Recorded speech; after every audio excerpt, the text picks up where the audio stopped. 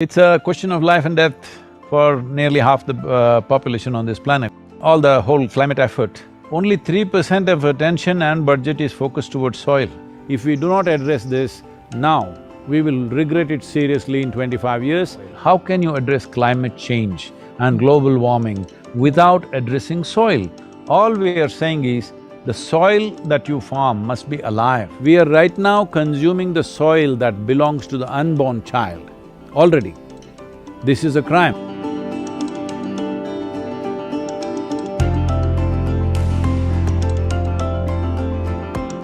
Namaskaram, Arundhati ji. Namaskaram, Sadhguru. Namaskaram. And it's such an honor and a privilege to be on the same platform and talking to you. Sadhguru, at Salesforce, we believe all businesses are a platform of change. And our founder, Mark Benioff, says the business of business is improving the state of the world. And our one by one philosophy puts that into action. You believe in a similar ideology, I know. And at several forums, you have highlighted that no matter the kind of business one is into, ultimately there is only one business, and that is human well-being. I'm honored to be in conversation with you, and we require you to inspire us and put us on the right track. There are a lot of leaders on this call, and we know that there is an issue that is gripping the world and on which we need to act soon, which is a solution to the climate change. As you know, in 2019, during a UN General Assembly high-level meeting, the speakers warned that only 11 years were left to prevent irreversible damage from climate change. 2 years have passed by, one of which ushered in a new threat to human survival, causing a global catastrophe. So now my question to you would be, for sustainability to have impact, scale and policy is critical. You have often underlined that. You are accordingly driving the Conscious Planet, Save Soil movement, uniting with people across the globe for this common goal to restore the soil and rekindle humanity's relationship with Mother Earth. In addition, restoring, conserving, and planting 1 trillion trees by 2030 can deliver massive and urgently needed progress against climate, biodiversity, and sustainable development goals. Could you give us some more details of the movement and tell us how we can all join hands to drive scale and create impact? Namaskaram, and well, as you know, I don't have to highlight the problem. The problem is sufficiently been highlighted, especially for the audience that you have with you. I'm sure most of them know it, but just a few things to say. See, in this whole effort towards addressing climate change and global warming, which are serious issues, it's a question of life and death for nearly half the population on this planet. That's what it will be in another 25 years, I believe.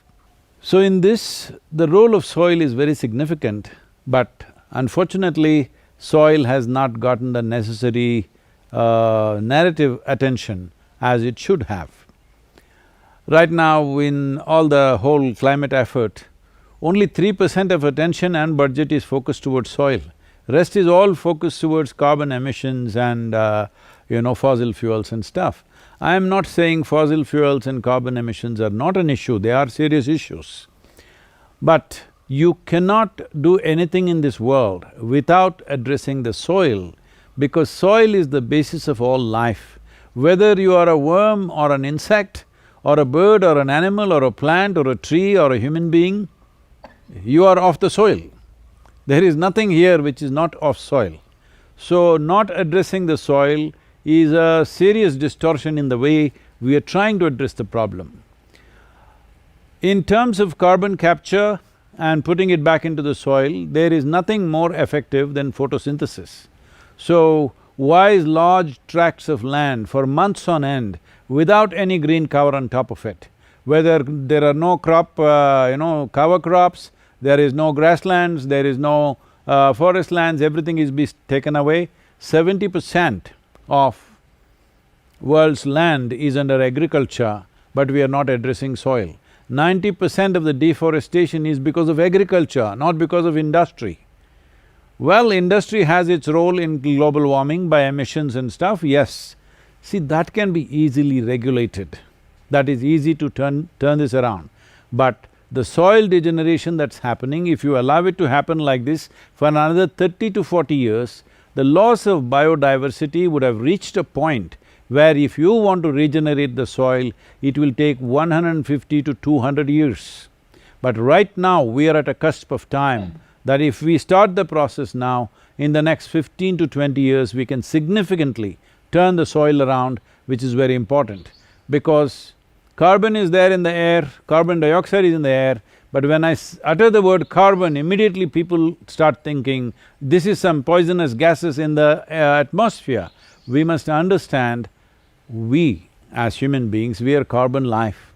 The trees and plants that you see is carbon life. Every life that you see on this planet is carbon-based. So carbon is not poison, carbon is the basis of who we are, our physical structure is carbon. So, where it should be, it is not there, it is gone somewhere else. It should be in the soil, but unfortunately it's in the air, that's all that's happened. So we need to capture it back means the only way is photosynthesis. Photosynthesis is the basis of beginning of complex life on this planet.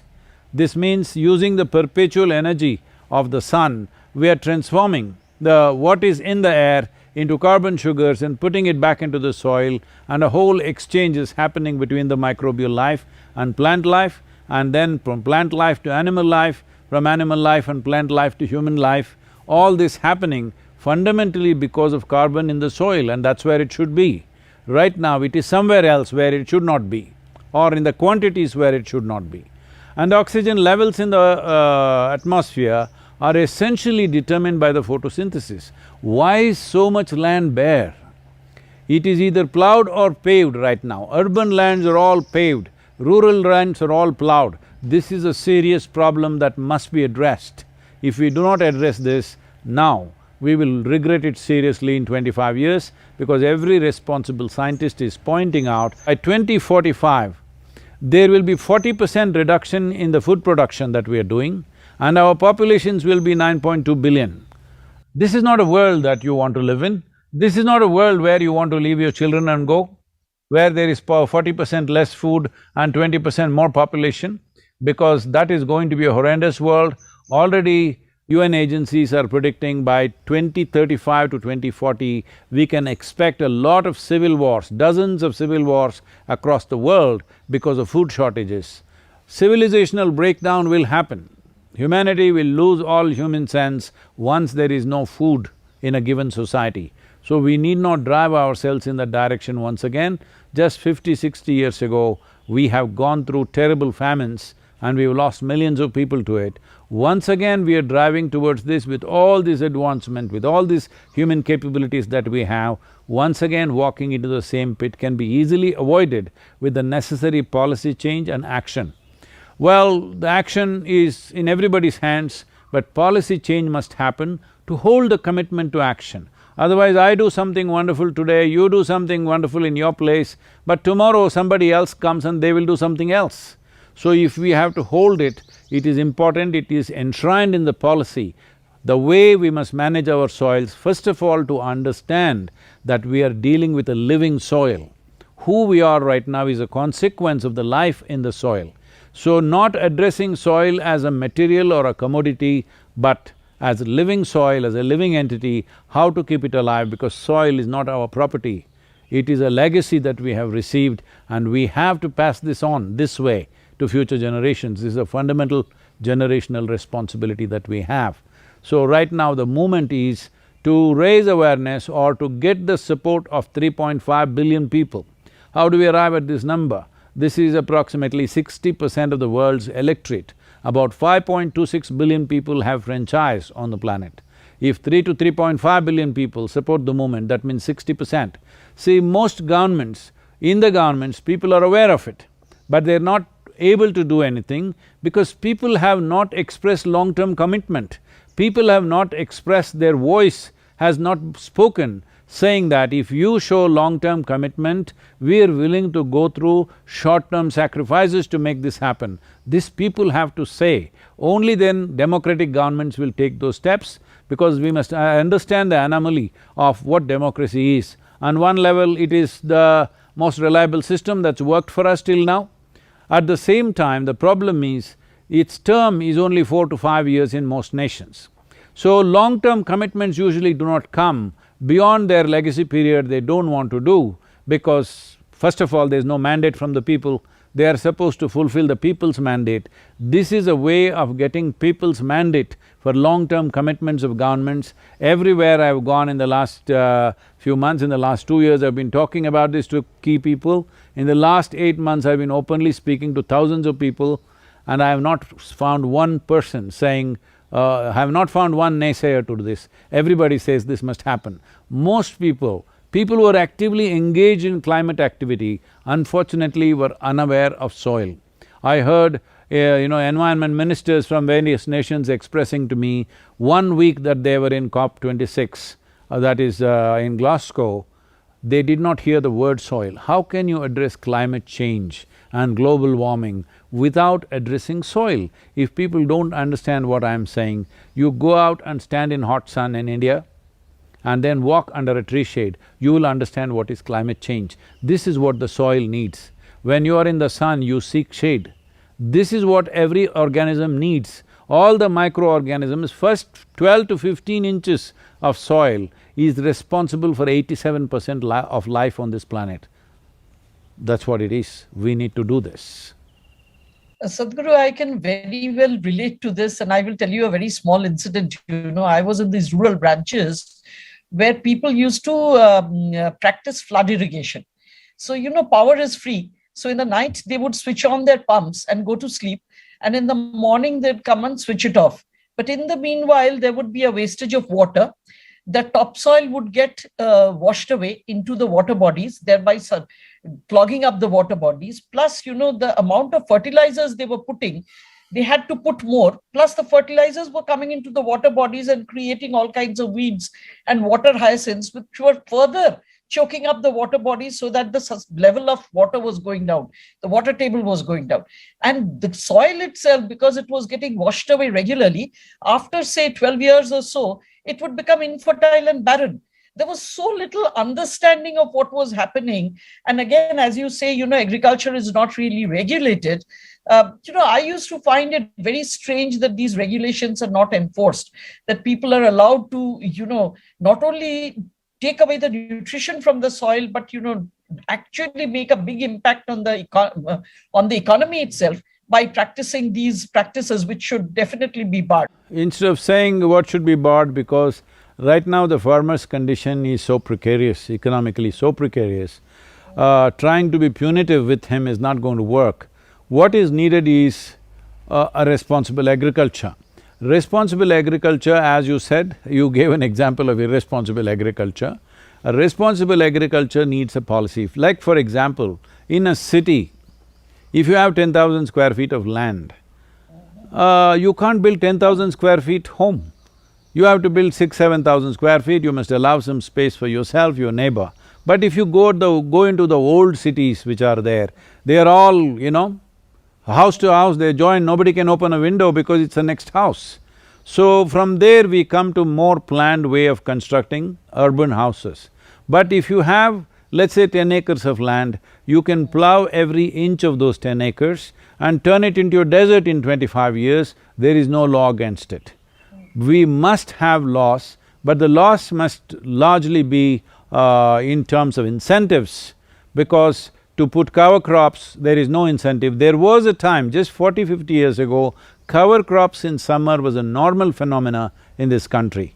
But today, there is no cover crop anywhere because farmer thinks, because somebody has told him, somebody has educated him, you don't have to worry about all this, all you have to do is more fertilizer and throw it there, it's going to just bounce back. So his understanding is just that if you throw some urea there, suddenly green leaf comes up and he thinks that is it, because unfortunately that's where it is. So needed incentives have to come. UN has declared this year as the year of the millets. Millet is a very important movement. Millet consumption is a very important movement, both towards human nutrition, health, well-being, and also ecological concerns of the soil, how you use the soil, because it consumes much less, and it also regenerates the soil in many ways. There are many things, I don't want to go into the policy, because right now we have written a policy book, a document which is over 800 pages of how to regenerate soil in hundreds of ways.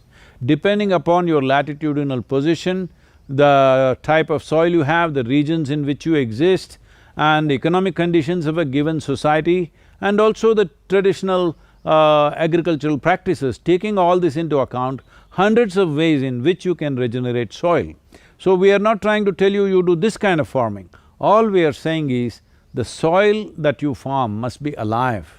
It is not a commodity, it's a living entity. We must pass this on this way, because the strength of our life depends on the strength of the soil, and the strength of the soil determines the strength of every other life on this planet.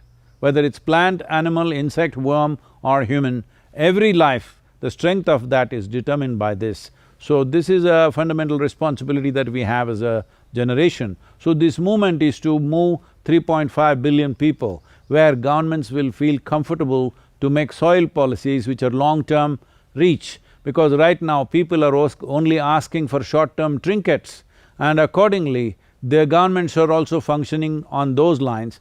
But already, as we have approached, many governments are signing MOUs with us towards this, and many other larger nations have started taking steps in this direction already.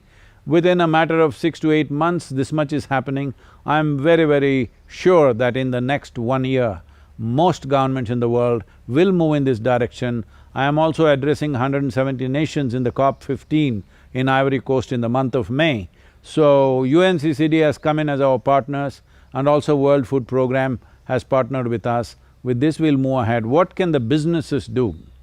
Well, many of the businesses like Salesforce and in Mark's leadership, you have taken this in the direction of the net zero, which is an important thing. But for soil, what is important is that right now this movement is starting from March 21st. For 100 days, I'm riding from London to Kaveri, a lone motorcycle and you know I'm 65 So, in these 100 days, we want the whole world to talk about soil. Right. This is not about me, this is not about a particular movement. We want the whole world to talk about soil for 100 days. NASSCOM, there's no better place than NASSCOM to address this, because information technology has the reach that nobody ever had reach like this. This is the first time in the history of humanity that we can sit here and talk to the entire world. At a time like this, when we have technologies like this, if we do not correct the mistakes that we have made, if we do not transform the way we conduct ourselves with relation to every other life around us, it simply shows that we don't care.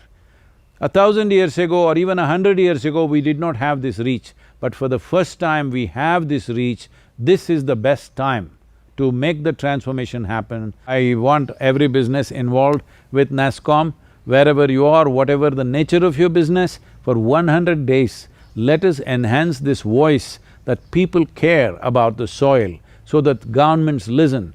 You must understand, in a democracy there's only one currency, numbers. So let's create those numbers and make them listen. And I've spoken to many heads of state, they're all willing, but their only problem is people have never been supportive. So, Sadhguru, you have actually answered part of the question I was going to ask you last, that is, this being a technology… Oh, I'm sorry if I answered the other question. I'll just repeat it in a little different way, in the sense that this is a technology conference, right? What I'd like to ask you is, how can we use this technology to help elevate this movement for our future generations? And also, because you are followed hugely by the younger generation, what is your advice for the younger generation? How can they participate? So this unfortunate siloing up of, wherever you are, people want to silo up. This is coming from a basic insecurity that by opening up, I will lose out what I have. This comes from a certain sense of, I'm sorry if I sound insulting, certain lack of profoundness in life, that you think that if this you share with people, you will lose out on life. This is an unfortunate thing, because the purpose of technology, especially information technology, is to break through all barriers. Well, information technology has brought this to us, that today's technology has brought us this, that even national boundaries are no more absolute as they used to be 100 years ago or even 50 years ago. Now, national boundaries have become porous, you can talk what you want, you can put your soldiers on the border, but American men and women are falling in love with somebody in Mexico, Indian people are falling in love with Pakistanis, Pakistanis falling in love with somebody else. I'm saying on all levels interactions are happening. You cannot stop it because technology has made our sense of limited identity kind of loose. It has to further loosen up because that is what spiritual process means, that you exist here without a sense of concretized identity. Your identity is only for functionality. Your identity is not an absolute. It never is an absolute. Whether it is of race, religion, nationality, gender, whatever it is only for functional purpose you need an identity. But there is no absolute identity because our our existence here is a brief fleeting moments, that we are here for a few years and we are gone. And if we don't understand this, I think people who don't understand this must consult the dead people. What identities they hold they've all become part of this soil So, especially those in the technology field should look beyond identifications like this and siloing up of technology which impedes human possibilities, which impedes integration of human beings as one race, which impedes and also creates conflict on various levels, impedes coming together and creates conflict on various levels. So definitely those in technology world must not silo up, must open up, because the more you open up, the more the possibilities. By siloing up, you only suffocate. Those who silo up are not going to be long-lasting. They may make some money initially, but that is not the purpose, because your money is only determining your lifestyle, it doesn't determine the nature of your life. The nature of your life depends upon how open and exuberant it is. That is what determines the nature of your life. Without openness, if you don't understand, put yourself in a glass case, in 2 minutes you will suffocate and die, all right? So, without opening up to the entire atmosphere, you can't breathe. Without opening up to the entire world, you cannot eat and digest what is there. Without the help of the gut microbe, you cannot even digest the food that you eat. So, I'm saying you cannot be siloed up because there is a cycle of life, it's a part of it. So, technology must understand and be in sync with life. In fact, every activity that we perform must be in sync with the natural cycles of life. Otherwise, we will work against the life process in trying to achieve something or what we think is an achievement.